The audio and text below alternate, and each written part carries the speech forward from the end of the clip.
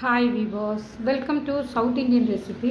இன்றைக்கி பார்த்தீங்கன்னா இந்த வீடியோவில் நம்ம வந்து கம்பங்கஞ்சி அல்லது கம்பங்கூழ், கம்பங்காடி இப்படிலாம் சொல்லுவாங்க. எங்கள் ஏரியாவில் கம்பங்காடின்னு சொல்லுவோம்.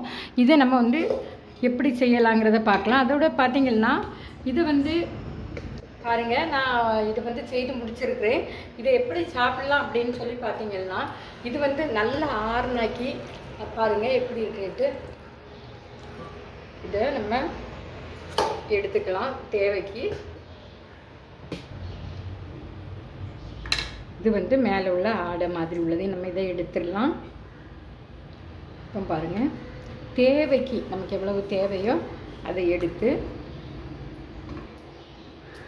இதில் வந்து ஆக்சுவலாக இது வந்து நம்ம புளிக்க வச்சு சேர்த்துருக்கிறதுனால தண்ணியை நமக்கு என்ன தண்ணி தேவையோ அந்த தண்ணியை ஆட் பண்ணி இதில் நமக்கு தேவைக்கு உப்பு சேர்த்துக்கலாம். ஏற்கனவே இது புளிச்சு தான் இருக்குது இந்த காடி. இதோட பார்த்திங்கன்னா தயிர் தேவைன்னா தயிர் சேர்த்துக்கலாம். அதோட பார்த்திங்கன்னா மல்லி துவையல் வச்சு எப்படி இதை இப்போ நான் எப்படி கலக்கி காட்டுறேன் எப்படின்ட்டு. ஏற்கனவே நம்ம உப்பு போட்டு தான் செய்திருக்கோம். இல்லை கொஞ்சம் உப்பு போடணும், ஏன்னா நம்ம இப்போ தண்ணி சேர்த்துருக்கோம்ல. அதனால் தேவைன்னா நம்ம மோர் எடுத்துக்கலாம்.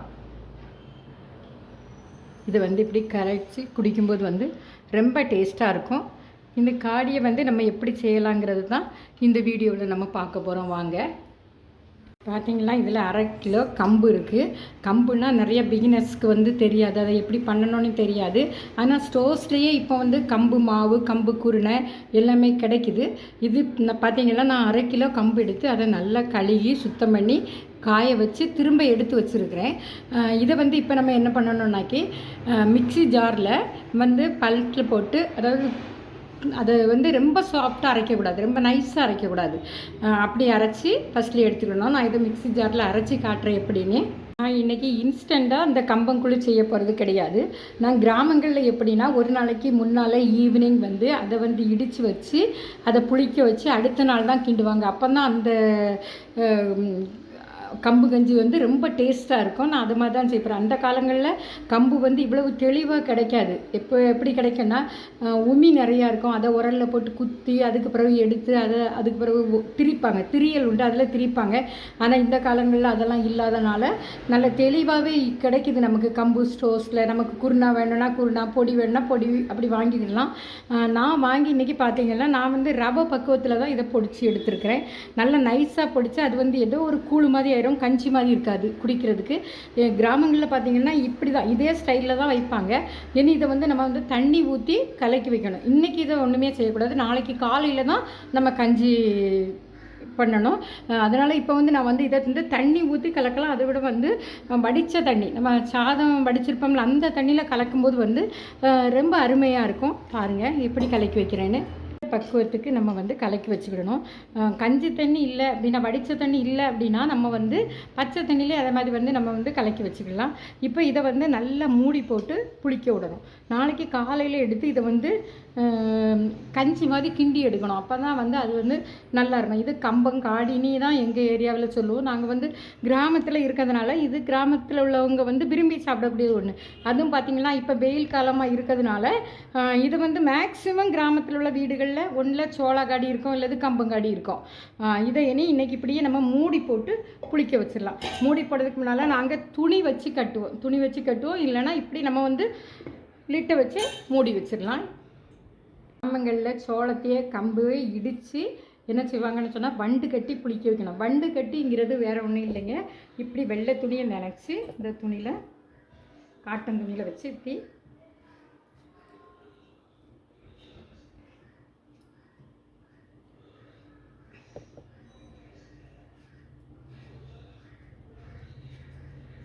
இதைத்தான் சொல்லுவாங்க வண்டு கட்டி புளிக்க வைக்கிறது அப்படின்னு. இப்போ நம்ம வண்டு கட்டியாச்சு. நம்ம இதுக்கு மேலே வந்து என்ன செய்யலாம்னு சொன்னால் மூடியை வச்சிடலாம். இனி நாளைக்கு காலையில் இது புளிச்சு இருக்கும். நேற்றே கம்பை கலக்கி வச்சுருக்கிறேன். இன்றைக்கி அதை ஆக்சுவலாக இன்றைக்கி தான் நான் அது வந்து காடி கிண்ட போகிறேன். பாருங்கள் எப்படி மிர கூட்டிகிட்டு புளிச்சுவே இருக்குன்னு சொல்லி. இனி இதை வந்து நம்ம வந்து வேக வச்சு எடுக்கணும். பாருங்கள் எப்படி இருக்குன்னு. நான் அடுப்பில் ஒரு வாய் எங்கன்ற பாத்திரத்தில் தான் தண்ணி போட்டிருக்கேன். இப்போ தண்ணி நல்லா காஞ்சிடுச்சு, கொதிச்சிருச்சு. மாவை இந்த உலையில் சேர்த்துக்கலாம்.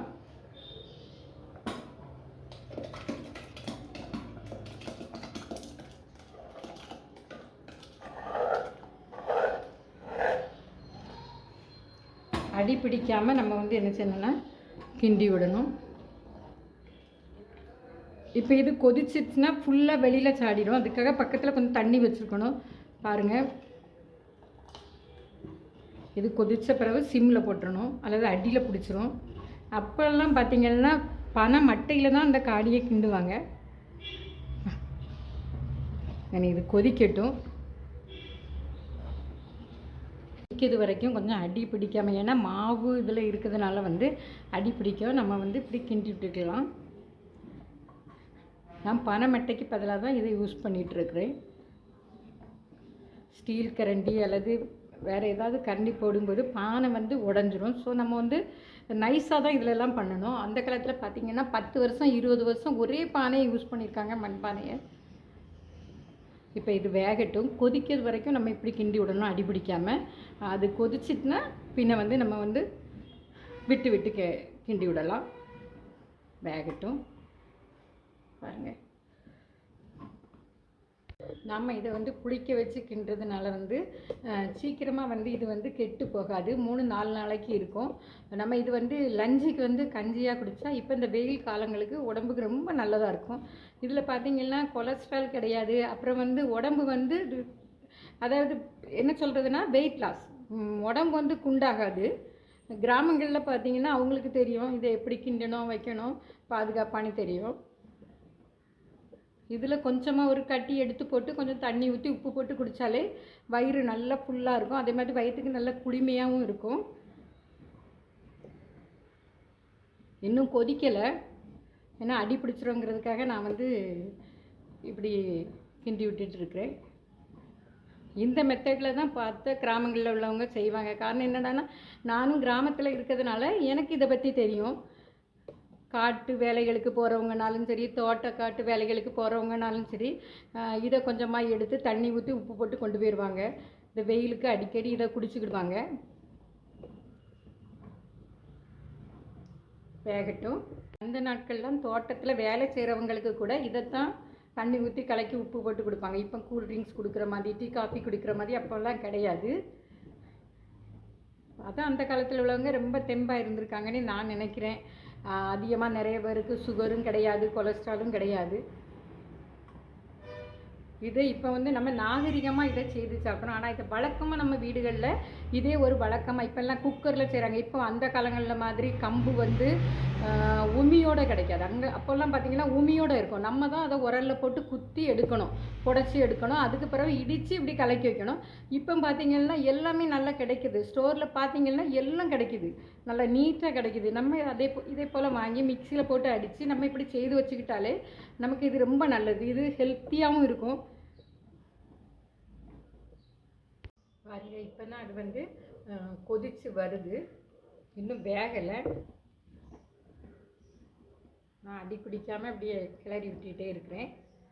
பொதுவாக 90s உள்ளவங்களுக்கெல்லாம் எப்படி இந்த சிறுதானியங்களை வச்சு காடி அல்லது கஞ்சி செய்யணும்னு தெரியும். இது அவங்களுக்கு 3-4 நாளைக்கு வச்சுக்கிடுவாங்க.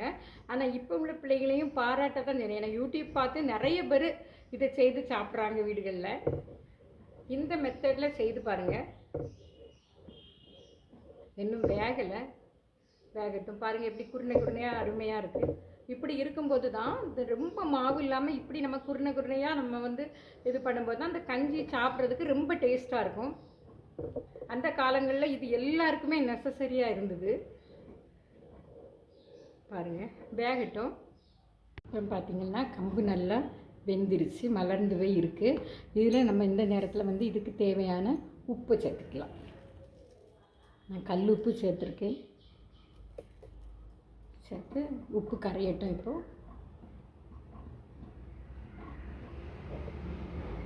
பார்த்திங்கன்னா கம்பங்கஞ்சி ரெடி ஆயிடுச்சு. இனி நம்ம ஸ்டவ்வை ஆஃப் பண்ணிக்கலாம். இதே போல் நீங்களும் வீடுகளில் செய்து பாருங்கள்.